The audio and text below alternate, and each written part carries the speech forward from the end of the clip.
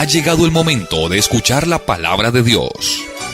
Un potente mensaje extraído de las Sagradas Escrituras. En la voz del pastor Carlos Hoyos. Con razón al Apocalipsis, ¿cuáles son las doncellas y cuáles son las concubinas? No sabría responderle, porque es que realmente la Biblia no habla en Apocalipsis de doncellas y concubinas. Eso solo aparece en el libro de los Cantares. Para su información, es muy importante que entiendas que el libro de Cantares es escrito por Salomón e inicialmente dirigido para Roboam, el hijo de Salomón, que le iba a suceder en el trono. Hay 3 libros que Salomón escribe y que van direccionados al rey que le sucederá, que es su hijo. Proverbios, para entender sabiduría y doctrina. Eclesiastés, para que se dé cuenta que todo es vanidad y lo único que tiene sentido es temer a Dios y guardar sus mandamientos. Y Cantares, para que su hijo tenga en cuenta que no tiene sentido la poligamia. Es más o menos en ese sentido. Ahora bien, si la inquietud está relacionada con las doncellas y las concubinas, pues los reyes tenían un harén de doncellas y ellos en su autonomía podían acceder a cualquiera persona del sexo opuesto sin ninguna restricción. Es a eso a lo que se refiere. De hecho, que hay 2 corrientes de pensamiento con relación al libro de Cantares. Uno, que es una novela de amor y de desorden. Otra, que es una, ¿cómo decir?, un escrito encubierto de la capacidad humana a través de la cual Dios busca mostrar su amor para con su amada, que es la iglesia. Pero son situaciones de interpretación, ¿ya? Ahora, el hecho que aparezca en el canon del Antiguo Testamento tiene de alguna manera sentido, porque al final, como dijimos al principio, son 3 importantes libros que tienen un destinatario inicialmente y que a los lectores de la Biblia hoy nos sirven para tener en cuenta qué nos enseña Dios a través de los Proverbios, qué nos enseña Dios a través de Eclesiastés y qué podemos aprender del libro de Cantares. Pero que inicialmente tenía un destinatario que se llamaba Roboam. Uno escucha muchas veces, hermano Carlos, decir o interpretan esos versículos o los aplican, refiriéndose a muchas doncellas, muchas concubinas, a la cantidad de denominaciones u otras iglesias que existen, pero que solamente una es la perfecta, la amada mía, refiriéndose a la iglesia del Señor. En teología, ¿Está bien en teología eso son alegorías. ¿Ya? Creo que uno de los errores de los intérpretes de la Biblia es buscarle interpretaciones acordes al pensamiento. Pero que si uno mira el fondo del texto, pues va direccionado en otro sentido. Entonces ahí es donde las personas deben de detenerse en a mirar el texto con más profundidad que mis prejuicios. ¿Ya? Y el desconocer eso es lo que ha llevado que se den interpretaciones erróneas que terminan llevando al intérprete de la Biblia a locuras. Entonces yo sí más bien le diría a todo lector de la Biblia, en cualquier libro de la Biblia, a que simplemente se ciña a lo que está escrito, para quien está escrito y el por qué está escrito. Perfecto, hermano Carlos, muy bien. Nos llega esta inquietud y nos dice, bueno, el oyente, mi hermano, ¿me podría explicar por qué bautizamos en el nombre de Jesús? Bueno, bautizamos en el nombre de Jesús porque así está escrito. Hay pasajes en la Biblia, porciones en la Biblia, que no requieren de interpretación. ¿Ves? Cuando uno lee el capítulo 28 del Evangelio según San Mateo, por tanto, id y haced discípulos a todas las naciones, bautizándolos en el nombre. No habla de un plural, No. habla de un singular. Y la interpretación que dan los apóstoles a la enseñanza de Jesús es que la única persona que reúne esos atributos de Padre, de Hijo y de Espíritu es Jesús. Por eso los 3.000 de Hechos 2 fueron bautizados en el nombre del Señor Jesucristo. Los señores de Samaria, según Hechos capítulo 8, fueron bautizados en el nombre del Señor Jesús. Los que estaban en la casa de Cornelio, según Hechos capítulo 10, fueron bautizados en el nombre de Jesús. Saulo de Tarso fue bautizado en el nombre de Jesús. Los señores de Éfeso, según Hechos capítulo 19, fueron bautizados en el nombre de Jesús. Los señores de Roma, según Romanos capítulo 6, fueron bautizados en Cristo Jesús. Los señores de las iglesias en Galacia fueron bautizados en Cristo Jesús. Entonces, nosotros bautizamos en el nombre de Jesús o de Jesucristo, porque así está escrito. Y no hay necesidad de interpretarlo. Simplemente dice, mandó bautizarlos en el nombre de Jesús. O les dijo, arrepiéntase y bautícese en el nombre de Jesucristo. Eso no hay que interpretarlo. El texto es claro. Nosotros, como lectores de la Biblia, muy aferrados al texto bíblico, hacemos como dijo Jesús: el que cree en mí, como dice la Escritura. Y eso es lo que dice la Escritura. Claro. Por eso bautizamos en el nombre de Jesús. Amén. Y Amén. para el perdón de los pecados. Amén. Amén. Seguimos. Pastor, usted como pastor, ¿cómo se da cuenta quién es fiel en su iglesia? Es muy compleja la pregunta, porque engañoso y perverso es el corazón más que todas las cosas. ¿Quién lo conocerá? Ujú. También hay un refrán por ahí que dice: caras se ven, corazones no. Pero uno presume que el fruto que da una persona indica el grado de fidelidad. Pero es que así dice la Biblia, Además, pastor. la Biblia dice: Por los frutos. por su fruto los conoceréis. Entonces uno se da cuenta que alguien que es un buen padre, un buen esposo, un buen ciudadano, un buen empleado, ¿sí?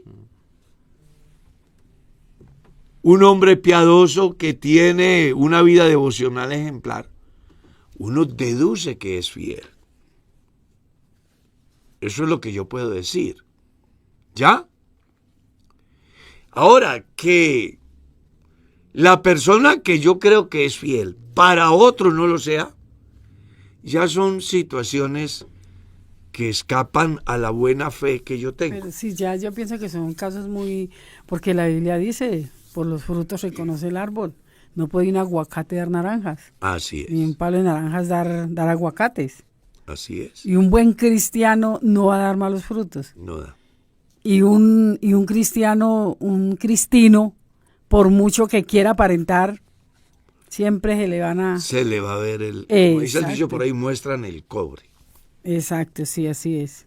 Y también uno, por ejemplo, como pastor en la iglesia, pues no Ya uno ponerse a decir, eso es como delicado.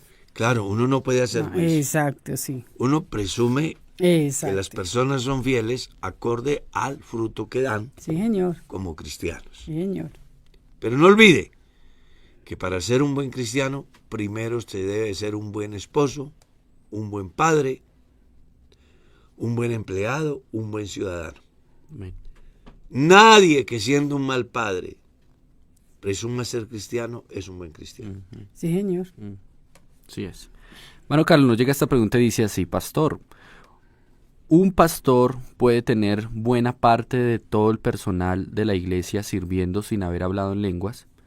Lo digo porque llegó otro pastor, hubo intercambio, hubo Un traslado de un pastor. traslado de pastor, llegó el nuevo pastor y suspendió a casi todo el personal que servía, entre ellos a varios que eran diáconos, Uf, porque no habían hablado en lenguas. Pues la iglesia tiene una normatividad muy interesante y cada pastor debe respetarla. Ujú. Pueden manejarse en dos extremos. El uno, que fue el primero, que de pronto no tuvo cuidado. Y el otro, que quiso pararse en el que se fue para que lo vean. A ambos les hace falta un alto sentido de ética. Claro. ¿Ya? Vamos a suponer que yo llego a una iglesia y me encuentro con un caso como tal. Pues yo debo de medir consecuencias. Porque una decisión administrativa puede afectar a mucha gente. La parábola de la cizaña y el trigo da Sí, una sí, muy sí. importante reflexión. Entonces el pastor debe de ser sabio. Yo fui a una iglesia donde uno de los diáconos dejaba mucho que desear en el manejo de lo que a él le correspondía dentro del diaconado. Pero yo no me puse ni a destituirlo, ni a pelear, ni a hacer un escándalo público, nada. Yo esperé que llegara el fin de año y cambié, como me confiere el reglamento interno de la iglesia, hice uso de ese derecho, cambié las personas que veía yo que no reunían los requisitos y ni se afectó la familia, ni se afectó el creyente de manera negativa. Yo creo que aquí el asunto es de saber direccionar, no buscando que me vean a mí como hombre celoso o no buscando que me vean a mí como hombre fácil, sino siendo una persona equilibrada, como ya fue dicho desde la antigüedad. No te apartes ni a la derecha ni a la izquierda. El mensaje es claro, no manejen extremos. Amén. ¿Me toca a mí? sí. Uy. Bueno, mano Carlos, preguntan aquí, ¿quién es Melquisedec? Hay dos corrientes. Unos que dicen que era Sem, que sobrevivió a la cuarta generación. ¿Ya? Esa es una corriente de pensamiento. La otra es que Melquisedec es Dios mismo. Y hacen alusión al texto de Hebreos, que dice, sin padre, sin madre, sin genealogía alguna, que no tiene principio de días ni fin de vida. Y el único que reúne eso es Dios. Porque Dios no tiene principio ni tiene fin. Pero le estoy planteando las dos corrientes para que usted, dentro del análisis bíblico, tenga la capacidad de fijar una posición con respecto al texto. Porque la corriente que dice que era Sem lo argumenta diciendo que en esa cultura quien sobrevivía a la cuarta generación o quinta generación era considerado como sacerdote, como juez y como rey. ¿Ya? En esas civilizaciones, las personas entre más ancianos sean, más respetables son y más tenidos en cuenta para direccionar ciertos asuntos de su pueblo, de su país. De hecho que los consejeros siempre fueron ancianos. Y el día que un rey buscó consejo en los muchachos, causó la división del reino del pueblo de Israel.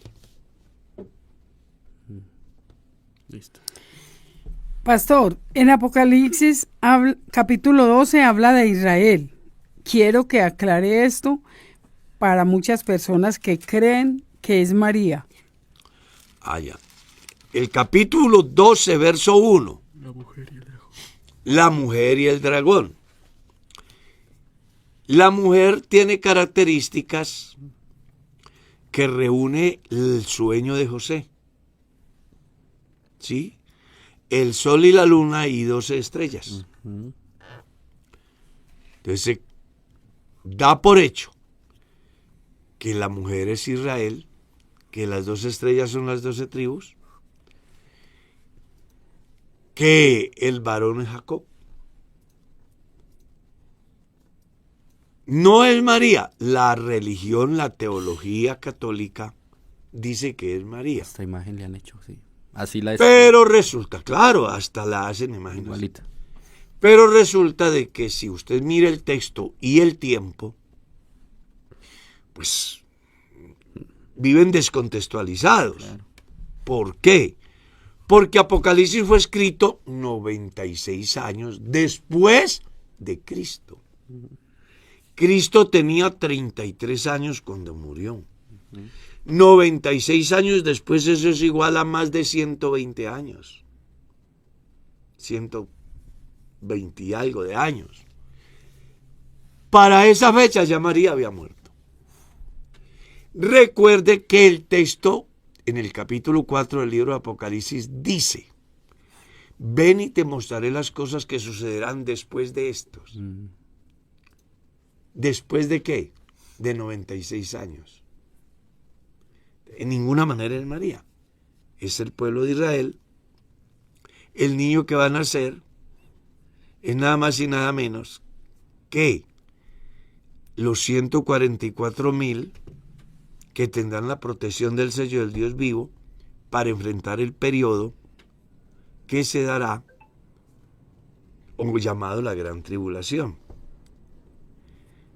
El sistema satánico busca destruir, pero Dios ayuda a la mujer, o sea, al pueblo de Israel, y es llevada al desierto, donde es cuidada, guardada por 1260 días.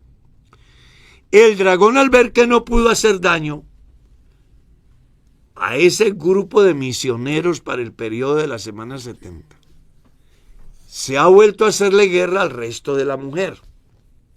Dos corrientes de pensamiento. Una, que dice que el resto de la mujer es la iglesia y que por lo tal a la iglesia le tocará la gran tribulación. Hay teólogos en la red hablando así. Dos, yo creo desde las bases bíblicas y como quien también conoce las escrituras, que el resto de la mujer es la tribu de Dan y que hay razones suficientes, unas que son bíblicas, por no decir todas. Cuando usted va a la ley, entonces Dios dijo: el hombre o la tribu que consultare o direccionare al pueblo a adorar, a tener ídolos, será borrado de debajo del cielo. Entonces, cuando tú vas al ejercicio, la tribu de Dan fue la primera que fomentó la idolatría en el pueblo de Israel. Y un resultado de eso es que cuando lees Apocalipsis 7 y Apocalipsis 14, la tribu de Dan no aparece. ¿Cuándo vuelve a aparecer la tribu de Dan?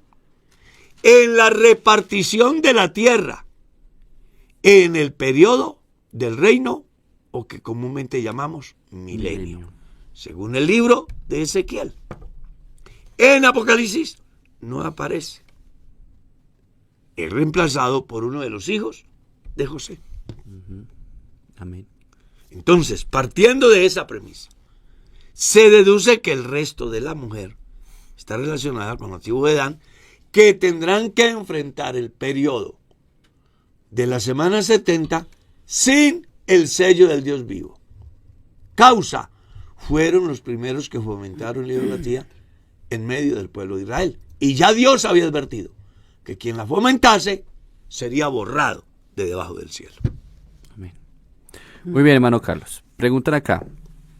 Si en la Biblia dice, pero yo os digo que cualquiera que mira a una mujer para codiciarla, ya adulteró con ella en su corazón. Entonces, pastor, esto quiere decir que si una persona casada besa a otra persona, pero no hay relación sexual, ¿ya adulteró y es motivo de separación para el tribunal eclesiástico? Es que las personas, porque es que hay dos casos muy interesantes ahí. Uno que es la conducta del individuo y dos la decisión que debe de tomar el tribunal eclesiástico. Pero realmente la decisión que toma el tribunal eclesiástico no es por la infidelidad misma, sino por la dureza del corazón de la otra persona. Exacto. Que no es capaz de perdonar. La ley del divorcio aparece no por la infidelidad, sino por La dureza del corazón. Lo mismo pasa en nuestro tiempo. Claro. Lo mismo pasa en nuestro tiempo. Como también nosotros conocemos Pero, casos. pero una pareja se va a separar por un beso. A eso es lo que quiere escuchar el oyente. Claro. Se sabe que es un caso de infidelidad. Sí. Lo que pasa es que, a ver, es tan delicado eso de la fidelidad. Es que hay un hilo tan delgado. Pero en todo caso, las personas antes de disolver el matrimonio deben de sentarse, colocar analizar, sí. en una balanza qué es más importante. 50,000 pesos o el matrimonio. Un beso o el matrimonio. Porque si hay personas que han perdonado de verdad y varias infidelidades, ahora pues, No, pues creo yo, no sé, de pues. eso, no, Sí, es a que mí eso pues es- nunca me pasa, pero digo yo, pues para llevar a que se acabe un matrimonio, Dios mío, pues entonces es que ¿dónde está? Entonces, Claro hay que me estarán pensando y la mala merced, entonces ¿qué? No, es que yo creo que es muy delicado porque Pastor, es que uno se da cuenta que hay parejas que han perdonado infidelidades, tanto de él como de ella, y ahí están bien y siguen fieles. y están contentos y están felices. Yo he tratado más de un caso de esos. Ujú. Ahora, con respecto a la otra pregunta, la Biblia dice, el que mira a una mujer para codiciarla. Jesús está colocando un estándar alto. Es cierto. Pero es que una cosa es mirar a una mujer, otra cosa es codiciarla, desnudarla, Claro. estar con ella en su mente de concupiscencia, que es a lo que Jesús se refiere. Ahora uno no sabe en qué situación se da el beso, ¿no? Exacto. Y quién lo provoca. Es que es muy complicado. Yo creo que la mejor manera de encontrar la respuesta es que no beses a nadie. Sí, ¿Cierto? eso creo. Absténgase. Mire, pastor, hay varias preguntas, pero se resumen a lo mismo. Entonces le voy a leer. Pastor, Dios le bendiga. Tengo un hermano que se casó, pero esa esposa le falló 3 veces. Y él las 3 veces la perdonó. Pero al final ella se fue con otro. Y él se volvió a casar. Pero esta otra se fue con otro. Y pues él se puede volver a casar, ya que las dos viven con los otros esposos. Y aquí hay otra pregunta que dice, ¿está bien que un hermano de la iglesia se case 4 veces? Venga. La Venga, primera, Venga, tío. Complicado, yo eso, llamaría complicado. al hermano a tener una charla, si yo fuera su pastor, a tener una charla con él profunda, porque algo pasa. Claro. Sí. Él se ha apresurado demasiado y se ha ido, por lo que ve, no ha sabido hacer una buena elección a pesar de haber tenido una experiencia. Puede ser. 2, puede haber algún faltante en su vida que Sí. puede ser psíquico, que puede ser físico, y que de pronto el no buscar la ayuda Ocasionado. ha ocasionado una situación de esas. ¿Cierto? En el otro campo, para él haberse vuelto a casar, él debió de haberse sometido al tribunal eclesiástico. Claro. Porque si no lo hizo así, pues imagínate cómo va. Entonces, ahorita ya, pues, va un segundo matrimonio fallido. Es muy complejo. Es muy complejo porque uno no sabe los móviles del por qué se daña un matrimonio. Sí. Nosotros conocemos Y hay veces uno casos. juzga muy a la Uno carrera. juzga la carrera, pero hay cosas, yo conozco Sí. casos muy cercanos de personas ciertamente correctas, fieles, buenos seres humanos, buenos cristianos, Pero que no. pero hacen una mala elección y fracasan. Eso es una cosa. Otra es porque yo, en mi apresuramiento, no busco la asesoría pertinente y me embarco en empresas que no estoy en condiciones y que generan insatisfacción.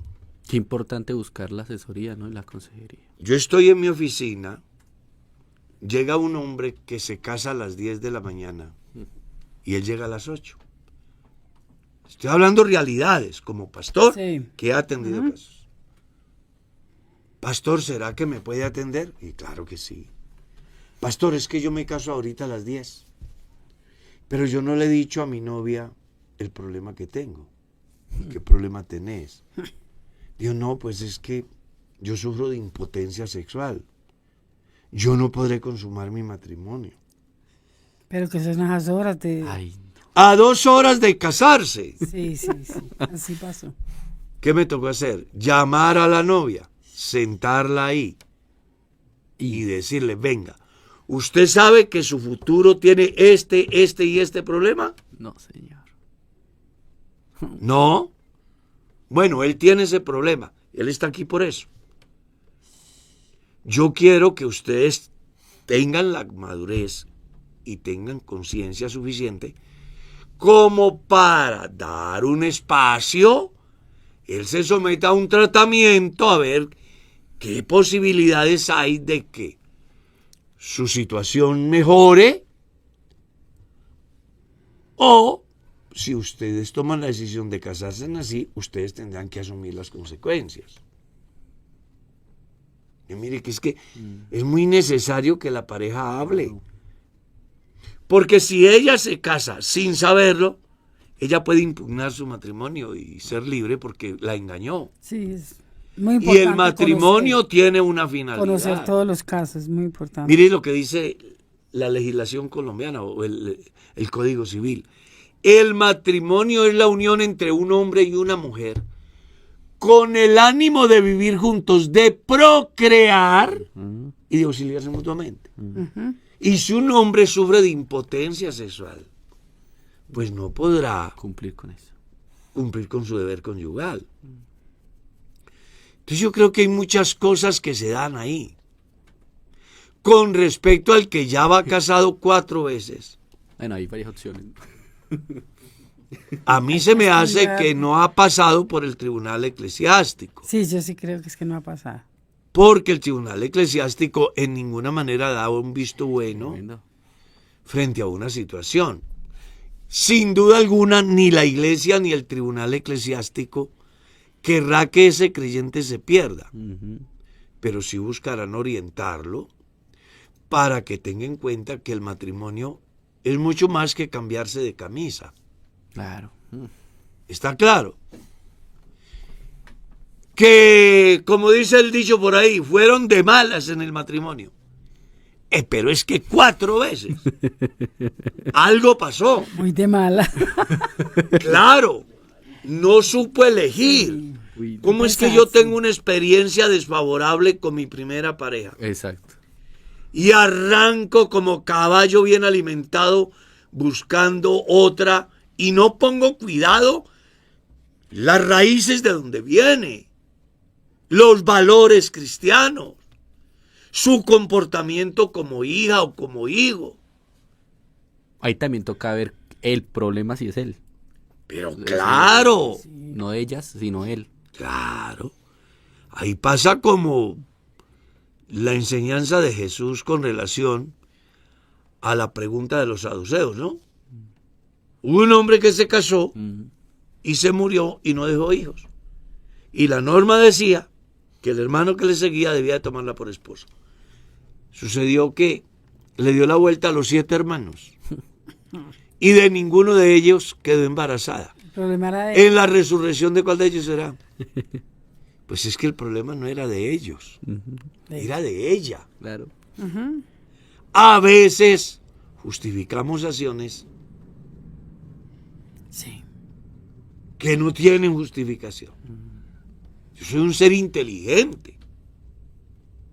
¿Cómo es que si me caso con una mujer que huele a ajo machacado y eso me hace imposible la convivencia y tomo la decisión de divorciarme, mañana, porque le veo cara bonita a otra, aunque huele horrible, me meto sabiendo? No. El ser humano es inteligente. Yo creo que quienes tienen esa dificultad, si están en la iglesia, espero que Dios tenga misericordia y los ayude y sean fieles y se acojan a la misericordia de Dios.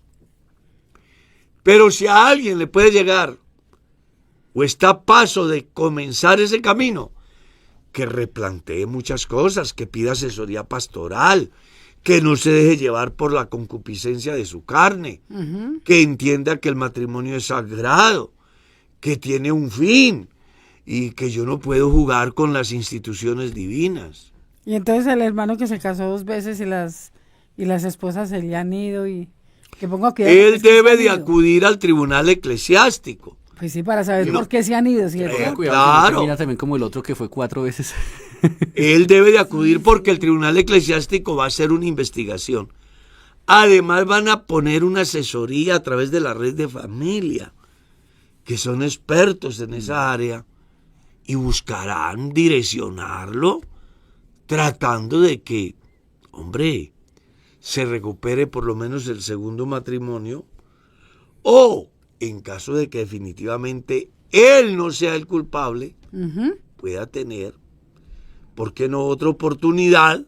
Aunque creo que difícilmente le van a dar el visto bueno. Complicada la situación. Mirarán las razones y preguntarán a la pareja Sí, señor, parte y parte. el por qué. Yo tuve reuniones donde la persona que demanda terminó siendo el culpable. Entonces, es que es muy complejo eso.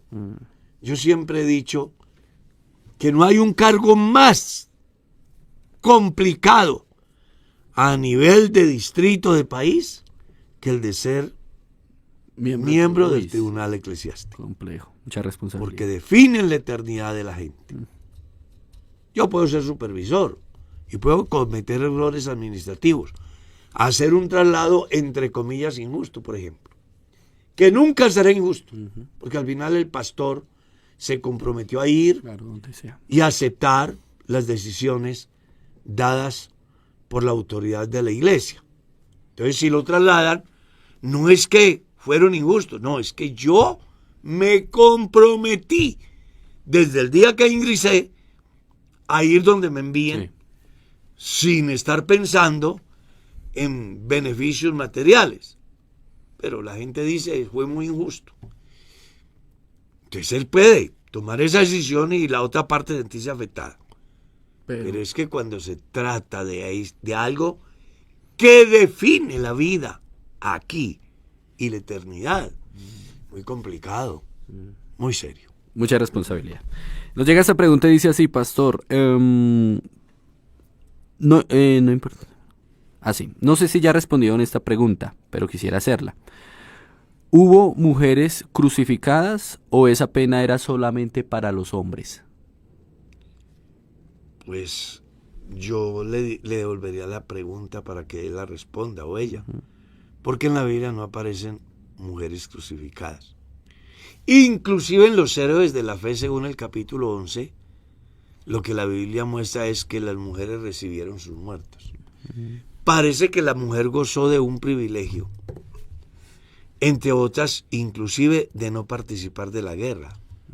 Y él, ¿por qué en esa cultura fuera tan preponderante la figura del hombre? Porque como era un país que vivía de la guerra, por la guerra y para la guerra, siempre se elogiaba el que hubiesen varones. Se suponía que la mujer debía de quedar en casa. Me parece muy bien esa explicación, pastor, porque a mí una hermana me dijo, sí ve que es que, pues, nosotros no se nos haga raro que hayan hombres machistas, si Dios también era machista, ¿no ve que en el Antiguo Testamento, cuando nacía un hombre, pues era Era el boom. era el boom, pero si nacía una mujer, ¡oh! No, también era importante. Lo que pasa es que cada uno en su sitio. Sí. Entonces, las mujeres no se han valorado. Imagínate una mujer, viene a mi oficina y me dice que se tiene que ir a trabajar, que porque el marido le dice que ya no trabaja. Yo le pregunto, ¿y cuántos hijos tienes? Digo, 3. ¿Quién los baña? Yo. ¿Quién los viste? Yo. ¿Quién les hace comida? Yo. ¿Quién los lleva al colegio? Yo. ¿Quién asiste a las reuniones? Yo. ¿Quién los lleva al hospital cuando están enfermos? Yo. ¿Y usted no trabaja? Dígale a su marido que le pague un salario mínimo por cada uno y usted ganará más que él. El problema de la gente es que piensa que tiene sentido cuando hay dinero de por medio. Y se les olvida que la mujer es la constructora de la familia. El hombre debe ser el proveedor. Sé que esto suena raro hoy. Que en esa cultura, Así dice la Biblia. Dios le dio un lugar de privilegio a la mujer. Es más, dice, el marido debe de tratar a su mujer como a vaso más frágil, como coheredera de la vida. Dios tiene una consideración elevadísima De la mujer, claro. de la mujer. Lo que pasa es que la mujer no se ha dado el lugar. Porque piensan, como piensan los hombres, que la felicidad se da por lo que voy a tener, por lo que voy a hacer. Y se privan de ser felices con lo que tienen. Yo pienso que una mujer, saber que en su vientre tiene un bebé, eso debe ser una alegría impresionante. Ese es su rol. Y el hombre debe ser feliz yendo al supermercado a hacer comida, a llevar comida para la casa. Porque cada uno tiene su rol.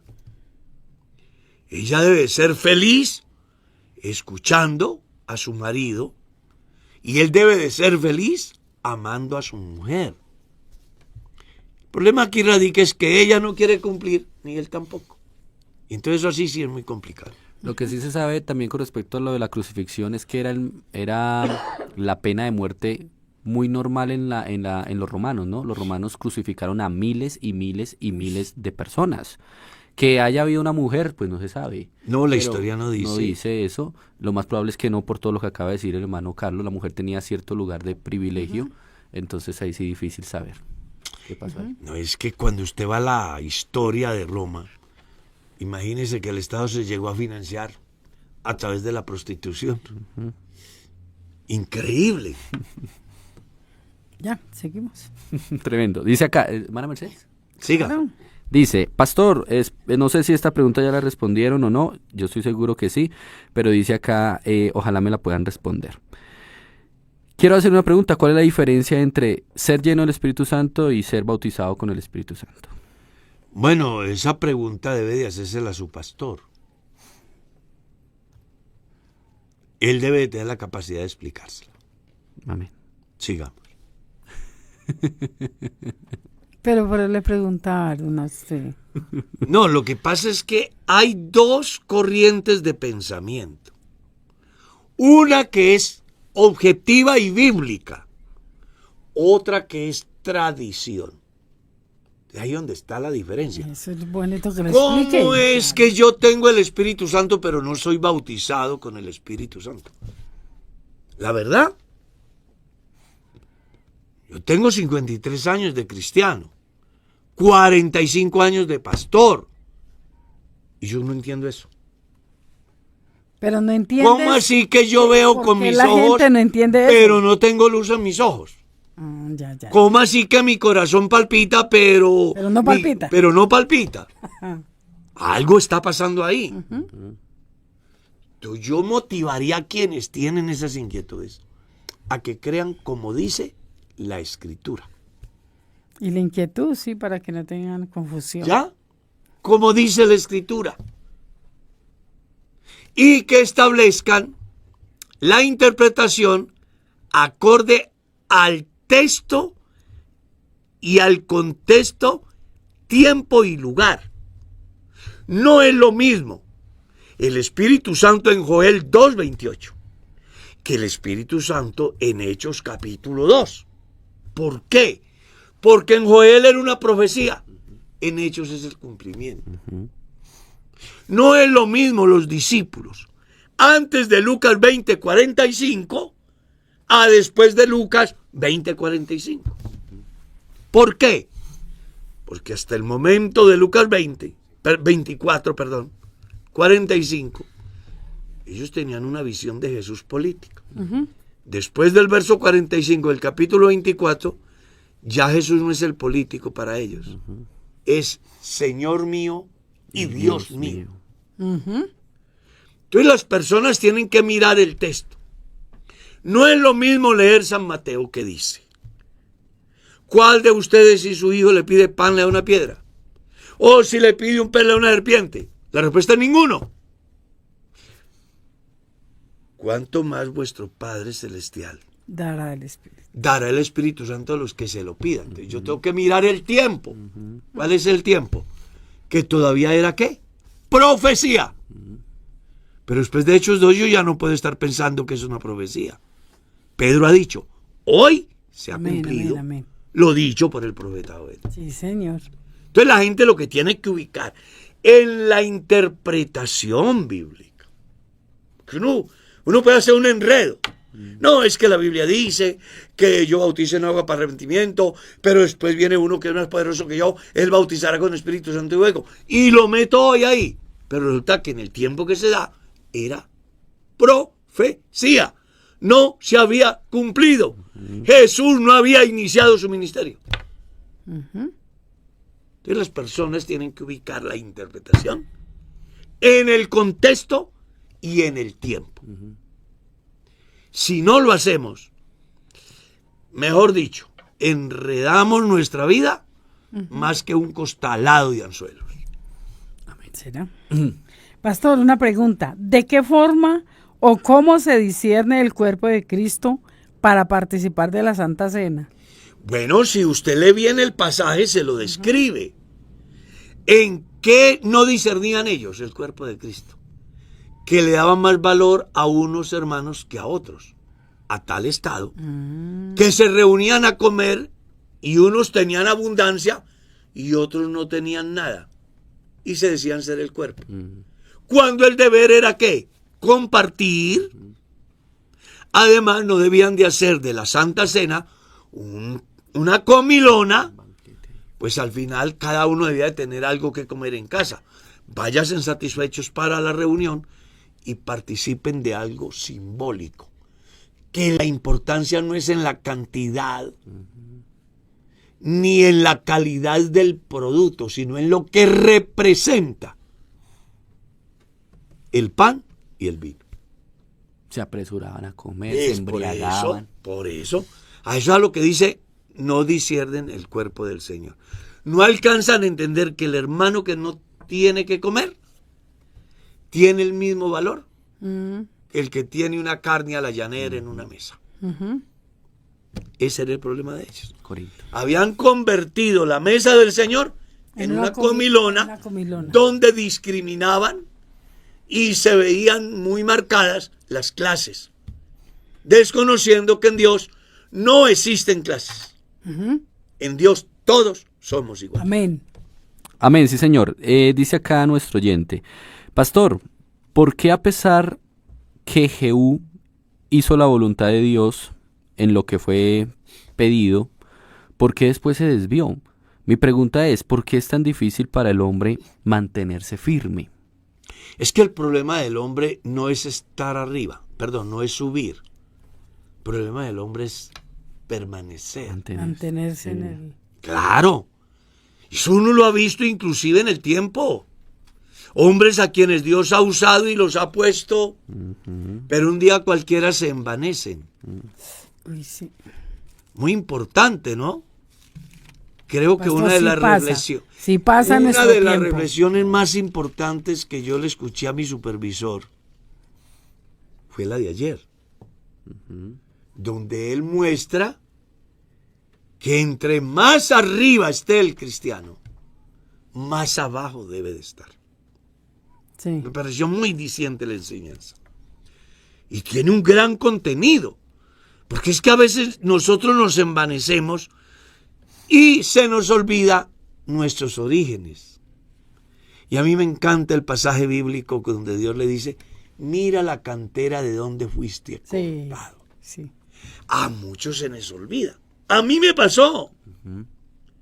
Un compañero de ministerio, lo llamo y le pregunto: ¿cómo está? Y me dijo: muy mal.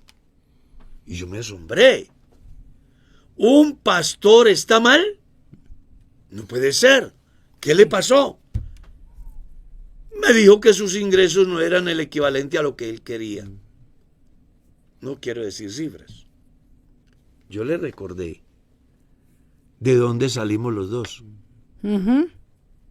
Y a usted se le olvida cuando rodábamos por un cafetal cogiendo un galón de café por 11 pesos. Y Dios le da a usted 500 veces más y está mal. A nosotros se nos olvida. Sí, señor. De ahí tanto la insistencia de Dios desde el Antiguo Testamento con una palabrita interesante: cuídate de no olvidarte. Sí, de señor. Jehová. Amén. Amén. Bendice, alma mía, Jehová, y no olvides la repetición de la ley. Todo tenía un fin. ¿Cuál? Que el hombre no se olvide. Sí, señor. A veces Dios lo saca a uno y lo pone en un lugar de privilegio, y cuando está allá, entonces cree que es el emperador, Merecedor. que es merecedor, reclama derechos. Y sí. Yo voy a visitar a alguien y me dijo: pastor, yo necesito, cuando fui directivo, que me saquen de aquí porque yo me merezco. Pero ¿quién dijo que en este santo alguien merece? Nadie merece. Aquí uno también todo lo escucha, que tenemos. Las esposas. Claro. Nosotros nos merecemos una iglesia mejor. Y yo, Dios mío. Aquí todo es por la misericordia de Dios. Sí. Por la gracia de Dios. Por eso yo rescato mucho esta reflexión del supervisor ayer. De verdad. Sí, estuvo Entre muy más bueno. arriba. Debe de estar más abajo. Claro, así es. Y Jesús dio la enseñanza. ¿Ustedes quieren ser señores? Sí, claro. Ah, bueno, entonces vengan, laven los pies. Exacto. Aprendan el verdadero sentido de ser grande. Porque el grande es el que sirve. Amén. No venimos a ser servidos, sino a servir. Y Jesús dio la enseñanza. Pastor, hay un hermano que tiene una inquietud y dice: mi pregunta es la siguiente. Me salió un trabajo en una empresa y me dijeron que era un hotel. Pero resulta que es un sitio donde los turistas extranjeros llegan a Colombia y se ve mucha homosexualidad. Quisiera saber si estoy pecando al trabajar en un sitio de estos, ya que me siento muy mal. Pues ya está pecando. Parta de ahí. Ya. Que se siente mal el hermano. Claro. No, y tiene toda la razón. Imagínese yo, cristiano, en un burdel de esos. No, el cristiano no debe estar ni ahí, ni donde vendan licor, ni donde vendan marihuana, ni donde vendan bazuco, ni donde haya trata de personas, no, ni donde expendan armas. El cristiano debe de saber de alguna manera ubicarse en el sitio acorde. Habrán trabajos, porque tampoco podemos manejar extremos. Sí. Yo soy taxista y tengo un servicio de uso público.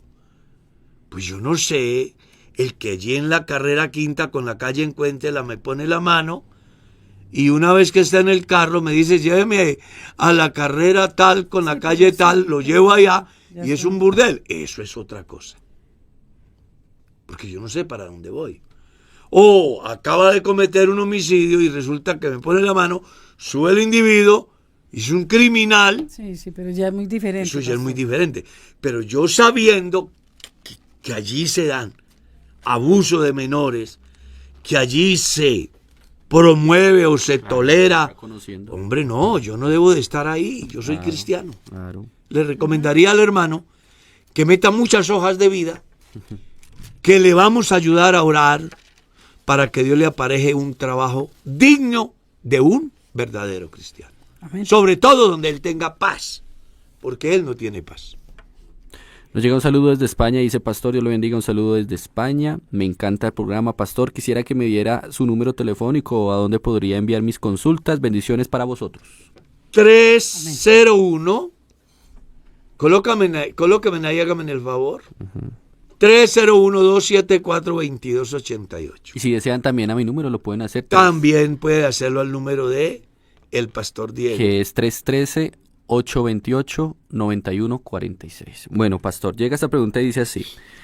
¿Por qué si los hijos de Elí eran parte de los sacerdotes, no tenían conocimiento de Jehová según primer libro de Samuel 2:12? ¿Me podría explicar eso? Claro, es que recuerden que el orden sacerdotal no era por llamamiento, sino por herencia. Como en España, En las el monarquías, rey, sí, Ok, las monarquías. como las monarquías. Entonces, había en la tribu de Leví 4 órdenes: aaronitas, gersonitas, meraritas y coatitas. ¿Ves? Los hijos de Coat, los hijos de Merari, los hijos de Gerson, los hijos de Aarón, siempre Iban a ser. serían sacerdotes. Ya. No había una exigencia diferente a ser hijo de el orden sacerdotal. Eso equivalía a que las personas heredaban, no importando la conducta. Tremendo. Por eso es que el nuevo sacerdocio de Cristo ya no es por herencia, sino por el milagro de la regeneración en la vida del creyente por el Espíritu Santo. Amén. Hoy cualquier cristiano, en cualquier lugar, es un sacerdote de Dios si es una persona fiel a Dios. Sí, señor. Amén. ¿Qué opina el pastor Carlos del grupo Generación Pentecostal? Que son hermanos. Ya. Y punto. Van a las iglesias, Sí, se congregan. Sí. diezman y ofrendan. Pastor, ¿y por qué los estigmatizan?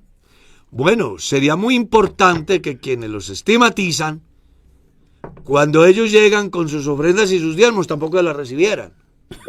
Es que hay que ser así.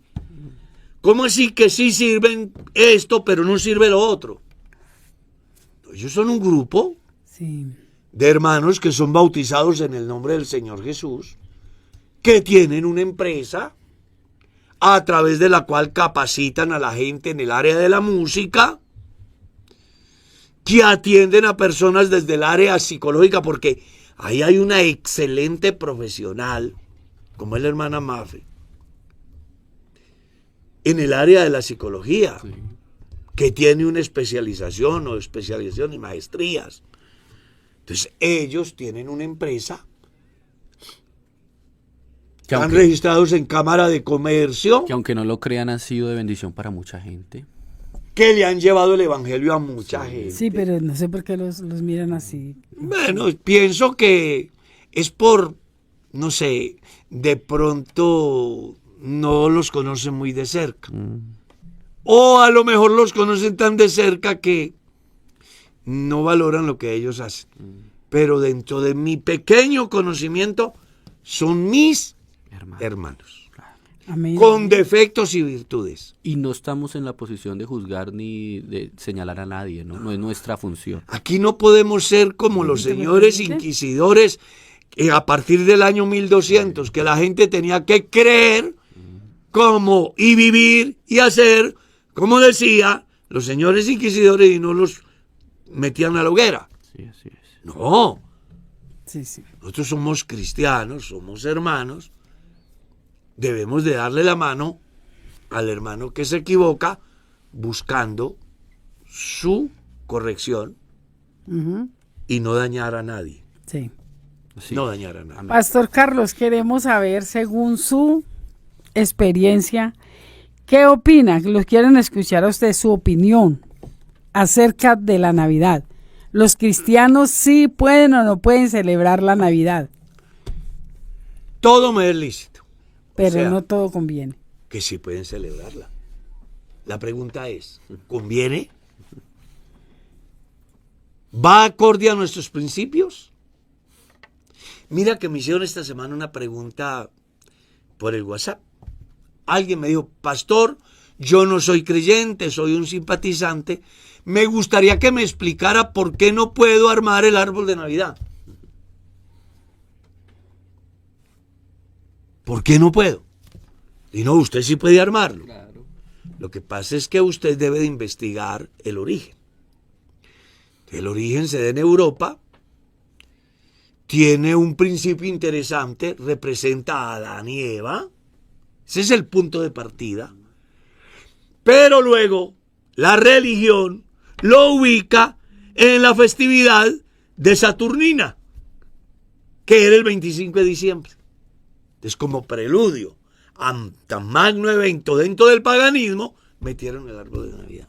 Lo importante es conocer el contexto, la historia y el porqué de las cosas. Exactamente. Entonces, a veces las cosas no son malas por lo que son, sino por el uso que le dan. Entonces, cuando yo ya me doy cuenta que el sistema religioso lo han convertido en un símbolo que representa el paganismo, pues yo como cristiano no debo de participar. Además, porque Jesús no nació en diciembre.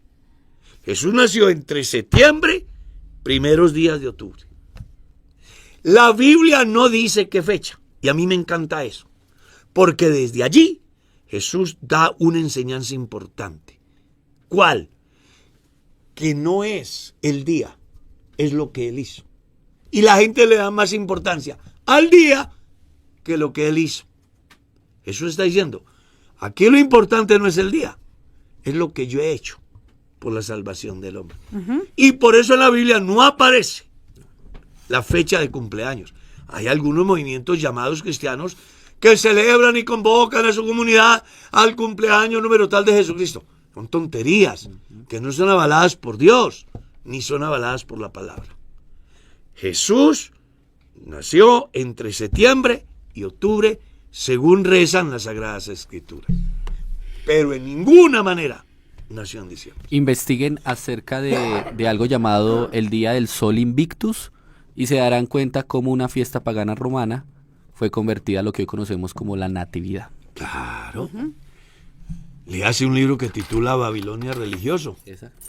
Ahí usted va a encontrar cómo el sistema religioso copió todo lo del paganismo Copió todo. para hacerle creer a los cristianos que en pos del paganismo, disfrazado de cristianismo, van bien. Y resulta que no. El llamado es a que la gente crea como dice la Escritura. Amén, amén. Los cristianos deben celebrar la Navidad. Yo la celebré hace 53 años. Cristo nació en mi corazón. Amén. Amén, pastor.